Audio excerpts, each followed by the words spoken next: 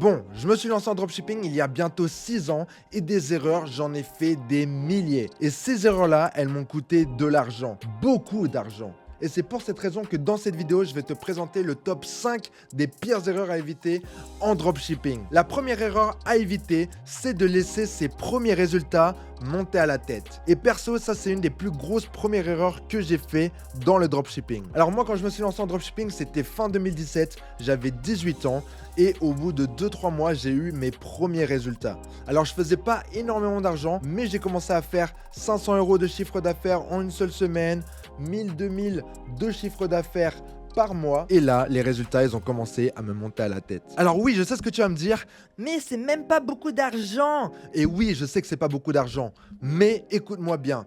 Quand tu as tes premiers résultats en dropshipping, que tu n'as jamais eu d'argent auparavant dans ta vie, parce qu'il y en a beaucoup d'entre vous, j'imagine que vous êtes encore assez jeunes, et donc si tu n'as pas encore eu beaucoup d'argent dans ta vie, et ben en fait tu vas péter un câble dans ta tête. Non, plus sérieusement, c'est juste que quand tu n'as pas vraiment l'habitude de gérer beaucoup d'argent, tu n'as pas l'habitude de dépenser de l'argent, d'en recevoir, tu as peut-être eu quelques tafs, mais bon, tu vois, c'est pas beaucoup d'argent. Et bah quand tu as une première entrée d'argent comme ça grâce à ton business, tu vas voir que tu vas vite avoir envie de le dépenser. Et c'est ce que j'ai fait. Je suis parti en voyage, j'ai pas du tout économisé mon argent et je dépensais un peu à droite à gauche sans même compter l'argent que je dépensais. Et ça c'est problématique car je ne gagnais pas beaucoup d'argent, je ne faisais pas la comptabilité, donc je ne savais pas exactement combien je gagnais et au final je me retrouvais avec très peu d'argent et je ne savais même pas pourquoi.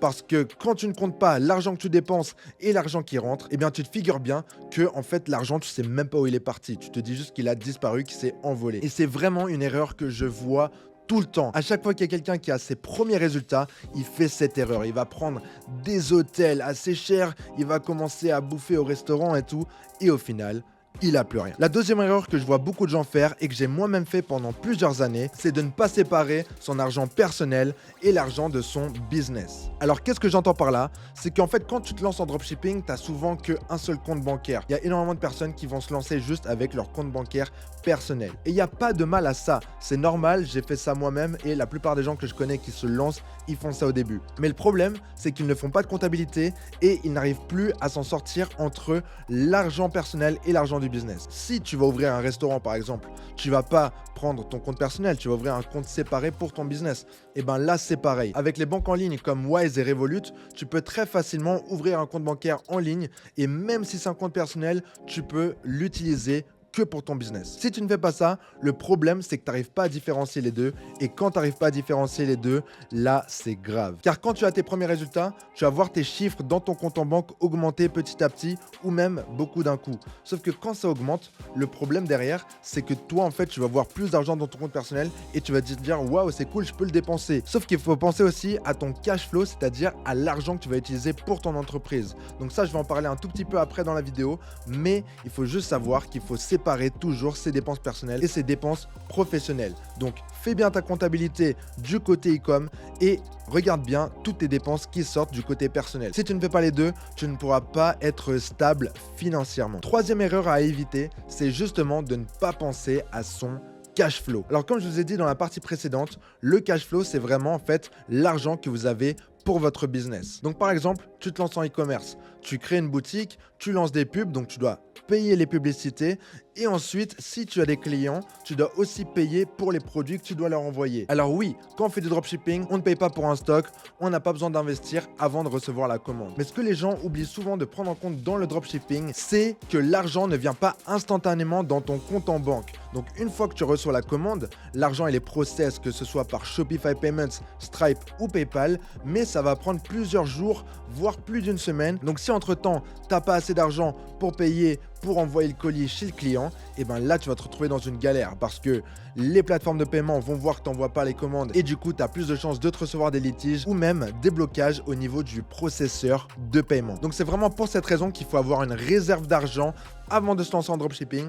Donc, je conseille aux personnes d'avoir au moins 1000 € avant de se lancer. Comme ça, tu peux te permettre de perdre un petit peu d'argent en publicité et quand même de pouvoir assumer les ventes derrière quand tu as un produit qui marche. Et même quand tu as tes premiers résultats, il faut bien penser à avoir une marge de sécurité pour ne pas se retrouver dans le rouge et après avoir plein de blocages à droite, à gauche. En plus, le cash flow, c'est vraiment ce qui va te permettre de scaler. Par exemple, si tu trouves un produit winner et que tu as envie de scaler, tu as envie de dépenser plus en publicité, et ben tu peux facilement te retrouver bloqué car tu n'as justement pas assez d'argent pour dépenser plus en publicité et assumer les commandes derrière. Donc c'est pour ça que de ne pas dépenser tout l'argent de ses premiers résultats, mais de le garder pour pouvoir assumer un scaling qui va nécessiter plus de cash flow, ça c'est vraiment ce que je te conseillerais de faire dès le début. Il faut vraiment penser à ça. Quatrième erreur à éviter, c'est de dépendre d'une seule plateforme. Qu'est-ce que j'entends par plateforme? Et bien en fait là je te parle vraiment de n'importe quelle plateforme. Il ne faut jamais dépendre d'une seule plateforme, que ce soit un processeur de paiement, que ce soit Shopify, que ce soit une banque en ligne. Il ne faut jamais en fait dépendre d'une seule plateforme pour quoi que ce soit. Parce que si tu dépends d'une seule plateforme dans un domaine précis, en fait il te suffit d'un problème pour que tout ton business soit détruit. Moi par exemple, j'ai réussi à scaler à 9000 €. Tout ça pour qu'au final je me fasse ban par Shopify et que je passe de 9000 € à 0.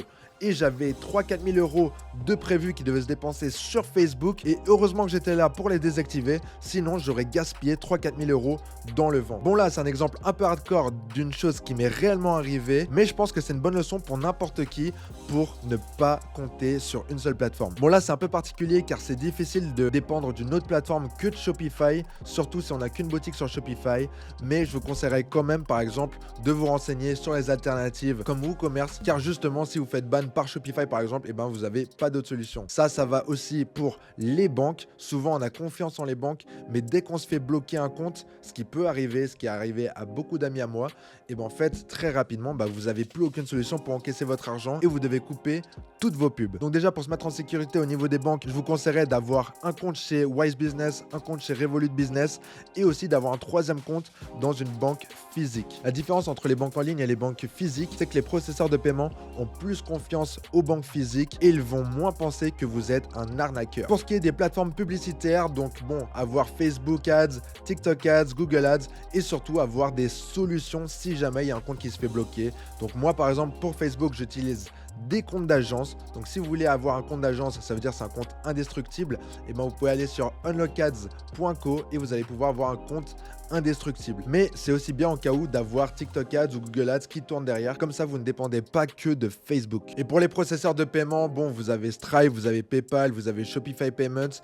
mais il y en a plein d'autres. Donc, regardez bien toutes les alternatives. Comme ça, vous êtes sûr d'être tranquille. Et finalement, la cinquième erreur à éviter en dropshipping, c'est d'être attaché émotionnellement. Ça, c'est justement une chose que j'ai beaucoup trop fait lors de mes débuts en dropshipping. En fait, c'était d'être attaché, que ce soit à une boutique, un produit ou même à des résultats. Si tu es trop attaché émotionnellement à des éléments de ton business, ça va t'empêcher de prendre des décisions rationnelles et à la place, tu vas prendre des décisions émotionnelles. Pourquoi c'est pas bon? Car des fois, tu vas vraiment kiffer un produit que tu vends, tu vas penser que c'est un super produit, mais si personne l'achète, ça veut dire que c'est pas un produit que tu devrais vendre. Et souvent, il y a des débutants qui vont pas couper un produit juste parce qu'ils adorent ce produit et ils vont tout faire pour le vendre. Mais si le marché te dit que c'est pas un winner, et ben c'est pas un winner. Pareil en termes de chiffres, moi justement à mes débuts, j'étais vraiment attaché à mes premiers résultats et donc s'il y avait un problème, et ben j'allais tout de suite me sentir pas bien du tout. Si par exemple mes chiffres ils chutaient, ce qui allait créer en fait un ascenseur émotionnel. Donc comment je me sentais émotionnellement, ça dépendait entièrement de mes résultats dropshipping. Donc vous vous figurez bien que c'est super malsain comme façon de vivre. Mais lorsqu'on est entrepreneur, c'est difficile de séparer les émotions des résultats au début, mais il faut vraiment essayer de ne pas tomber dans le piège. Donc la meilleure chose que je puisse vous dire, c'est de vous poser toujours la question, est-ce que cette décision, je la prends de manière rationnelle ou est-ce que je la prends de manière émotionnelle? Donc prenez du recul, soufflez un coup et posez-vous cette question. Est-ce que je prends cette décision pour une raison émotionnelle ou rationnelle? Vous allez vite voir que la plupart des décisions que vous prenez au quotidien sont des décisions émotionnelles.